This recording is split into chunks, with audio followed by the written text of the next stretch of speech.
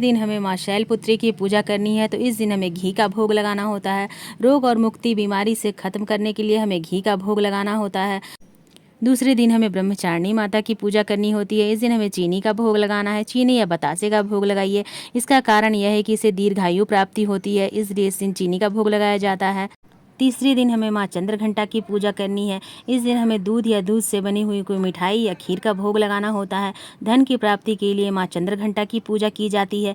तीसरे दिन हमें दूध या मिठाई का भोग लगाना होता है। चौथे दिन हमें माँ कूसमांडा की पूजा करनी होती है। माँ कूसमांडा को मालपुए का भोग लगता है। इसका भोग हमें सुख और समृद्धि के लिए लगाना होता है। तो चौथे दिन माँ कूसमांडा को भोग लगाइए मालपुए।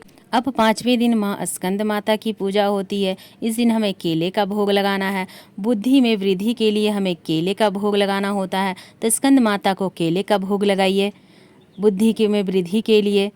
छठे दिन माँ कात्यायनी की पूजा करनी है। इस दिन हमें शहद का भोग लगाना है या फिर पान के पत्ते का भोग लगाइए।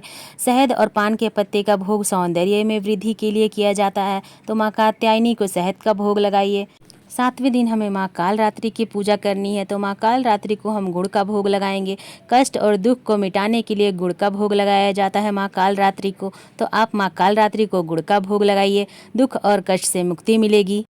आठवें दिन हमें महागौरी की पूजा करनी है। महागौरी माता को नारियल या गोले का प्रसाद चढ़ता है। सभी प्रकार की मनोकामनाओं की पूर्ति के लिए माँ महागौरी को आप नारियल का भोग लगाएं या फिर नारियल से बनी हुई कोई मिठाई का भोग लगाएं।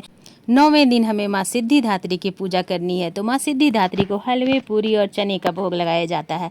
सभी प्रकार की मनोकामनाओं की पूर्ति के लिए माँ सिद्धिदात्री को हम हलवा और पूरी का भोग लगाते हैं। तो इस तरह से पूरी नवरात्रि 9 दिनों में आप माता को उनका प्रिय भोग लगाइए और माता को प्रसन्न कीजिए। प्रिय भोग लगाइए और माता जल्दी प्रसन्न होंगी, आपकी सभी मनोकामनाओं को पूरी कर लेंगी। आपको यह वीडियो कैसा लगा कमेंट करके ज़रूर बताइएगा। अगर आपके लिए थोड़ा भी यूज़फुल हो तो प्लीज़ लाइक कर दीजिएगा और मेरे चैनल पर बने रहने के लिए सब्सक्राइब कर दीजिएगा।